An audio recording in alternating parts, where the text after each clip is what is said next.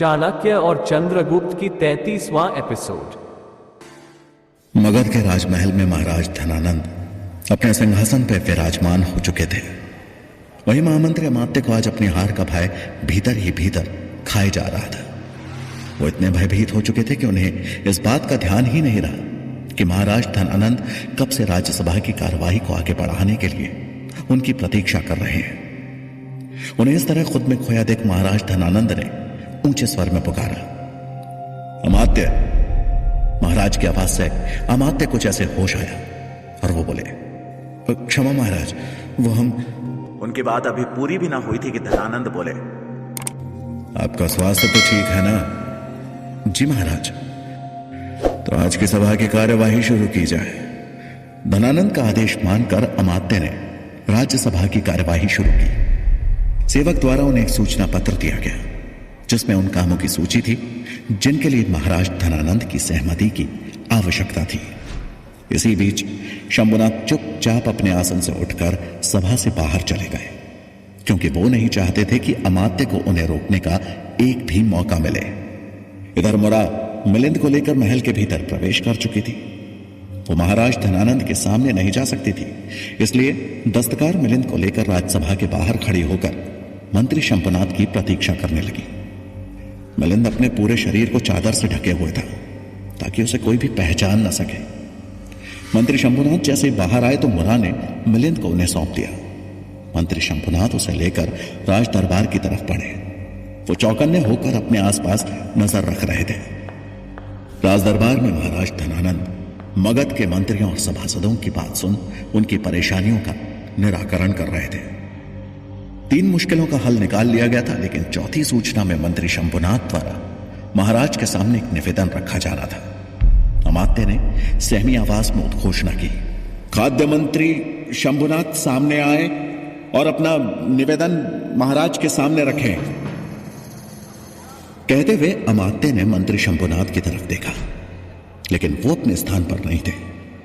अमात्य की चिंता और बढ़ गई।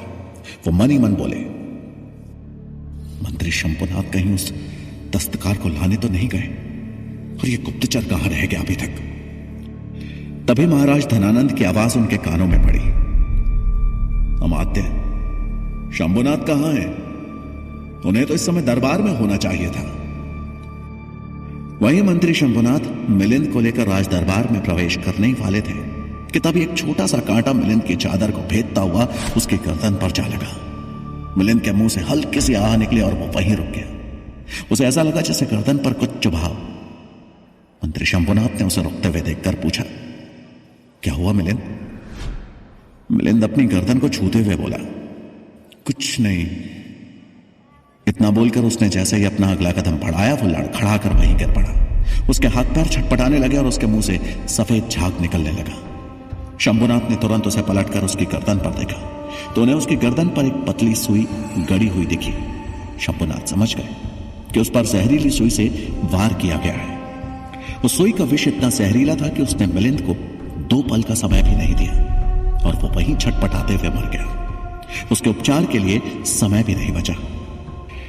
शंभुनाथ ने मिलिंद के मृत शरीर की तरफ देखते हुए चिंतित स्वर में खुद से कहा, आखिरकार अमात्य मिलिंद तक पहुंच ही गए। अब मिलिंद के साथ मंत्री शक्टार को कैद से बाहर निकालने का स्वप्न भी मर गया। उन्होंने कुछ सैनिकों को बुलाया और मिलिंद के शव को शवगृह ले जाने का आदेश दिया और खुद राज दरबार में पहुंचे। उनका उतरा हुआ चेहरा इतना बताने के लिए काफी था कि वो हार चुके हैं। अमात्य ने जब उनके लटके हुए चेहरे को देखा तो उन्हें आभास हो गया कि उनके गुप्तचर ने अपना काम कर दिया है। उनके चेहरे पर वापस खुशी लौट आई। उन्होंने शंभुनाथ की तरफ देखकर महाराज धनानंद से कहा, महाराज, मंत्री शंभुनाथ दरबार में हाजिर है। महाराज हैरान होकर बोले, मंत्री शंभुनाथ, आपने हमारा और दरबार में उपस्थित मंत्रिमंडल का कीमती समय नष्ट किया है। आपको उसका मूल्य चुकाना होगा। शंभुनाथ ने हाथ जोड़कर कहा, क्षमा करें महाराज, हम अपने निवेदन के साक्ष्य के लिए गवाह को लाने गए थे। हमारा इरादा आपका या मंत्रिमंडल का समय नष्ट करने का बिल्कुल नहीं था। महाराज धनानंद ने मंत्री शंभुनाथ के पीछे ऐसे देखा जैसे वो उस गवाह को ढूंढ रहे हो। वहां गवाह को न पाकर महाराज बोले, आपका गवाह कहां है मंत्री शंभुनाथ? मंत्री शंभुनाथ ने सर झुकाकर कहा, क्षमा करें महाराज, गवाह किसी कारणवश इस दरबार में उपस्थित नहीं हो पाया। हमारा निवेदन भी उसकी अनुपस्थिति में बेबुनियाद होगा महाराज, और हम पुनः आपके क्षमा प्रार्थी हैं। महाराज धनानंद का गुस्सा 7वें आसमान पर पहुंच गया। उन्होंने आंखें दिखाते हुए कहा, मंत्री शंभुनाथ, क्या आप हमारा उपहास कर रहे हैं? आपके गवाह के पास मुझसे भी ज्यादा महत्वपूर्ण कार्य है क्या? आपको इस उपहास का मूल्य चुकाना होगा। शंभुनाथ सर झुकाए चुपचाप खड़े रहे। महाराज धनानंद ने अपने कोषागार मंत्री की तरफ देखा और बोले, कोषाध्यक्ष, मंत्री शंभुनाथ से दंड स्वरूप 200 स्वर्ण सिक्के वसूले जाएं और उनका 1 मास का वेतन रोक दिया जाए। कोषाध्यक्ष ने अपनी सहमति जताई। महाराज धनानंद गुस्से में बोले, आज का दरबार स्थगित किया जाता है। वो गुस्से में वहां से निकल गए। अमात्य के चेहरे पर एक कुटिल मुस्कान थी। वो शंभुनाथ के पास से गुजरे और उन्हें सुनाते हुए बोले, आपके गवाह किसी कारणवश नहीं आ पाए या मृत पाए गए? शंभुनाथ ने कुछ नहीं कहा। वो तब तक राज दरबार के बीचों बीच खड़े रहे जब तक कि राज दरबार खाली नहीं हो गया। उन्होंने एक नजर सिंहासन और आसपास अमात्य और मंत्रियों के बैठने वाली जगह पर डाली और अपने मन में उम्मीद जगाते हुए बोले, अन्याय और छल की उम्र ज्यादा नहीं होती। एक दिन इस राज्यसभा में न्याय और न्याय प्रिय लोगों का शासन अवश्य होगा। मगध में भले ही शंभुनाथ हार चुके थे, लेकिन उनके भीतर यह उम्मीद जिंदा थी कि एक दिन मगध का भविष्य अवश्य बदलेगा। और यह उम्मीद थी चंद्रगुप्त, जो पूरे मनोयोग से तक्षशिला में शिक्षा ग्रहण कर रहा था। आचार्य गजानन आज अपनी कक्षा में एक नया पाठ पढ़ा रहे थे। चंद्रगुप्त, पब्बत और वीरसेन तीनों ही अन्य छात्रों के साथ उनकी कक्षा में उपस्थित थे। गजानन के चेहरे पर आज भी कोई द्वेष नजर नहीं आ रहा था। उसके विपरीत आज उनमें एक संतोष का भाव था। आचार्य गजानन ने वनस्पति विज्ञान से जुड़े एक श्लोक को छात्रों को याद कराया और फिर उसका अर्थ समझाते हुए बोले, मजबूत पेड़ों को उनकी जमीन से उखाड़ना बहुत मुश्किल होता है, क्योंकि उनकी जड़ें जमीन के अंदर तक धंसी होती हैं। यह अलग बात है कि कमजोर पौधे अक्सर हवा के झोंके से उखड़ जाया करते हैं और नई जमीन की तलाश करते हैं। कई लोग यही गलती करते हैं, पुराने और मजबूत पेड़ के आसपास नए पौधे लगा देते हैं ताकि वो जल्दी पनप सके, लेकिन होता ठीक इसके विपरीत है। अर्थ समझने के बाद चंद्रगुप्त बोला, आचार्य, एक प्रश्न है। गजानन ने शांत भाव से कहा, हाँ पूछो चंद्रगुप्त। जिज्ञासा को मन में कभी दबाना नहीं चाहिए। चंद्रगुप्त बोला, आचार्य, तो क्या कमजोर पौधे कभी पेड़ों की तरह मजबूत नहीं बन सकते? आचार्य ने समझाते हुए कहा, बन सकते हैं, यदि उन्हें सही जमीन पर लगाया जाए और उनका संरक्षण सही हाथों में हो। आचार्य गजानन का व्यंग उनके शांत भाव के चलते किसी को समझ नहीं आया। पब्बत और वीरसेन भी हैरान थे कि आज आचार्य को हो क्या गया है। चंद्रगुप्त को हीन भाव से देखने वाले आचार्य का मन अचानक बदल कैसे गया। वीरसेन तभी आवाज में पब्बत से बोला, आचार्य को आज हो क्या गया है? कहीं उन्होंने आचार्य चाणक्य से डरकर मैदान तो नहीं छोड़ दिया? पब्बत हैरान होकर बोला, ये तो मेरे भी समझ से परे है। आचार्य गजानन सच में बदल गए या बदलाव का नाटक कर रहे हैं? तभी गजानन ने पब्बत और वीरसेन की तरफ देखते हुए कठोर स्वर में कहा, अगर किसी का इस कक्षा की पढ़ाई में ध्यान नहीं लग रहा तो वह अभी कक्षा से बाहर जा सकता है। पब्बत समझ गया कि ये उसे ही बोला जा रहा है। उसे अंदर ही अंदर आचार्य गजानन पर गुस्सा आया, लेकिन चुप रहा। चंद्रगुप्त भी यह देखकर हैरान था कि आज उसके प्रति आचार्य गजानन का व्यवहार अचानक बदल कैसे गया। उसे इस बदलाव के पीछे किसी षड्यंत्र की बू आ रही थी और वो गलत नहीं था। मगध के कारावास में मंत्री शक्टार बेचैनी से कभी टहलते तो कभी पत्थर के बने स्थान पर बैठ जाते। उन्हें पूर्ण विश्वास था कि आज शंभुनाथ उन्हें कारावास से छुड़वा लेंगे। उनका ध्यान बार बार दरवाजे की तरफ जा रहा था कि कब दरवाजा खुले और वो दोबारा खुली हवा में सांस ले सके। तभी कुछ सैनिकों के द्वार के करीब आने की हलचल हुई। वो उत्सुक हो गए और मन ही मन बोले, अवश्य ही शंभुनाथ मेरी रिहाई का फरमान लेकर आए होंगे। वो अपने दोनों हाथ फैलाकर द्वार की तरफ बोलते हुए पड़े, शंभुनाथ। लेकिन जैसे ही द्वार खुला, सामने अमात्य को देखकर उनके दोनों हाथ खुले के खुले रह गए। अमात्य को सामने देखकर शक्टार के चेहरे पर उदासी छा गई। वहीं अमात्य के चेहरे पर एक कुटिल मुस्कान थी। अमात्य पत्थर के बने ऊंचे और चौड़े स्थान पर बैठ गए और उस कोठरी को निहारते हुए बोले, बंद दीवारों में बहुत घुटन होती होगी ना शक्टार। रोशनी और हवा आने के लिए बस एक छोटा सा छिद्र, सोने के लिए चट्टान की शैया, उड़ने के लिए एक पतली चादर और बदन पर मात्र धोती। तुमने मेरे लिए भी ऐसी ही कल्पना की होगी ना। शक्टार वहीं चुपचाप खड़े होकर बस उनकी बातें सुनते रहे।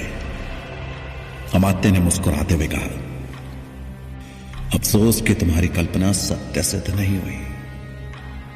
तुमने अपनी सारी शक्ति तो लगा दी, लेकिन तुम ये भूल गए कि मैं अमात्य हूं। मैंने ही तुम्हें इस काल कोठरी में डलवाया था और मेरी मर्जी के बिना यहां से निकलना तुम्हारे लिए असंभव है। शक्टार ने उनकी बातों पर ज्यादा ध्यान न देते हुए चिंतित स्वर में पूछा, मंत्री शंभुनाथ कहां है? अमात्य के चेहरे पर कुटिल मुस्कान थी। उन्होंने हंसते हुए कहा, मंत्री शंभुनाथ महाराज से दंड पाकर कहीं रो बिलख रहे होंगे। तुम्हें छुड़ाने के चक्कर में अब वो 1 मास तक भूखे सोएंगे। परंतु तुम चिंता मत करो, वो भी जल्दी ही तुम्हारे साथ इस काल कोठरी में होंगे। फिर तुम दोनों अपना बचा हुआ जीवन यहीं बिताओ। इतना बोलकर वो जाने को उठे ही थे कि मंत्री शक्टार चिल्लाते हुए बोले, क्या किया आपने मंत्री शंभुनाथ के साथ? मैं आपको छोड़ूंगा नहीं। अमात्य भी गुस्से में चिल्लाते हुए बोले, चिल्लाओ मत शक्टार, तुम्हारी आवाज यहां से बाहर नहीं जाने वाली। अपने विरुद्ध सारे प्रमाण मैंने नष्ट कर दिए हैं और प्रमाण के साथ साथ मंत्री शंभुनाथ भी नष्ट हो गए। मैंने सोचा तुम्हारी उत्सुकता शांत कर दूं, इसलिए खुद तुम्हें बताने चला आया। एक महामंत्री एक कैदी से मिलने आया। तुम्हारे लिए तो ये गर्व की बात होनी चाहिए शक्टार। शक्टार रुंधे गले से बोले, आपको इसका मूल्य चुकाना होगा। आपकी नियति जल्दी ही बदलने वाली है अमात्य, याद रखना। अमात्य हंसते हुए बोले, और तुम्हारी नियति ये काल कोठरी ही है शक्टार। जितना शीघ्र सत्य को स्वीकार करोगे, जीवन जीना आसान हो जाएगा। इतना बोलकर उन्होंने अपने दुशाले को 2 बार अपने हाथों में लपेटा और काल कोठरी से बाहर निकलते हुए एक सैनिक को आदेश दिया, यहां दिन रात निगरानी बढ़ा दो और अब इन्हें सिर्फ 1 वक्त का खाना दिया जाए। आदेश देकर अमात्य वहां से चले गए और मंत्री शक्टार की सारी उम्मीदों पर पानी फेर गए। शक्टार और शंभुनाथ भले ही अमात्य से हार चुके थे, लेकिन तक्षशिला में पद्मत किसी भी स्थिति में हार मानने को तैयार नहीं था। सभी कक्षाओं के खत्म होने के बाद पद्मत और वीरसेन आचार्य गजानन से मिलने उनके कक्ष में आए। राजहंस वहां पहले से ही मौजूद था। पद्मत और वीरसेन को देखते ही गजानन ने राजहंस की तरफ देखा और कहा, तुम जा सकते हो राजहंस। राजहंस को यह बड़ा अटपटा लगा। उसने मन ही मन कहा, अब ऐसा क्या करने वाले हैं आचार्य गजानन इनके साथ? कहीं फिर से किसी योजना की तैयारी तो नहीं हो रही? राजहंस को वहीं खड़ा देख पद्मत झड़कते हुए बोला, क्या सोचने लगे? आचार्य का आदेश नहीं सुना? अब जाओ यहां से। राजहंस बिना कुछ बोले उस कक्ष से निकल गया, लेकिन संदेह के बीच उसके मन में उपजने शुरू हो चुके थे। वहीं राजहंस के कक्ष से जाते ही पद्मत ने गजानन की तरफ देखते हुए हल्के गुस्से में कहा, आचार्य, कक्षा में कैसा व्यवहार था आपका हमारे साथ? आपको आचार्य चाणक्य का डर सताने लगा या चंद्रगुप्त पर अपना प्रेम लुटा रहे थे? गजानन मुस्कुराते हुए बोले, खा गए ना तुम भी धोखा। अब यही चाल चलनी है आचार्य चाणक्य के साथ। अगर सीधे तरीके से मात ना दे सको तो छल का सहारा लेना ही पड़ता है। पब्बत हैरान होकर बोला, आचार्य मैं कुछ समझा नहीं, क्या आपके पास पुनः कोई योजना है? गजानन बोले, मेरे पास नहीं, मालकेतु के पास है। हमें तो बस उसकी सहायता करनी है। पब्बत हैरान था। उसने कहा, आप मालकेतु से मिले थे और उसकी सहायता करनी है, पर उसकी योजना क्या है? गजानन बोले, योजना तो मालकेतु ने नहीं बताई, पर उसका परिणाम अवश्य बता सकता हूं। अगर वो अपनी योजना में सफल हुआ तो चाणक्य, चंद्रगुप्त, सूरजमल और सुकेतु का सफाया एक साथ हो जाएगा। ये बात सुनते ही पब्बत और वीरसेन का चेहरा खिल उठा, लेकिन फिर कुछ सोचते हुए पब्बत बोला, आचार्य मुझे मालकेतु पर संदेह नहीं है, लेकिन उसकी योजनाओं पर है। पहले भी वो अपने काम में असफल हो चुका है। गजानन बोले, पुत्र, पराजय तो जय की तरफ बढ़ाया हुआ पहला कदम होता है। हमें पहली गलती से सीख लेकर ही आगे बढ़ना होगा। हमें विश्वास है कि इस बार मालकेतु अवश्य सफल होगा और हमारा आशीर्वाद उसके साथ है। ऐसा कहते हुए गजानन के चेहरे पर एक दृढ़ता का भाव था, जिसे देख पब्बत और वीरसेन के मन में भी एक उम्मीद जागी थी। जहां आचार्य गजानन को मालकेतु पर विश्वास था, वहीं मालकेतु अपनी योजना को अंजाम देने के लिए जंगल में पहुंचा। काफी ढूंढने के बाद उसे उन डकैतों का नया ठिकाना मिल गया, जिन पर कुछ रात पहले चंद्रगुप्त और सुकन्या नजर रखने आए थे। तो अपने साथ धनुष और बाण लेकर गया था। वो निसंकोच ही डकैतों के बीच चला गया। डकैतों ने जैसे ही किसी सैनिक को अपने बीच आते देखा तो उसे तुरंत चारों ओर से घेर लिया। एक डाकू ने चिल्लाकर कहा, कौन हो तुम?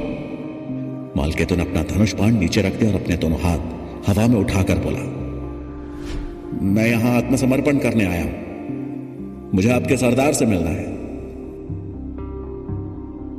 आखिर मालकेतु के दिमाग में कौन सा नया षड्यंत्र चल रहा था? क्या मंत्री शंभुनाथ भी शक्टार की तरह मात्य की चालों के शिकार हो जाएंगे? क्या होगा कहानी का अगला पड़ाव जानने के लिए सुनिए चाणक्य का अगला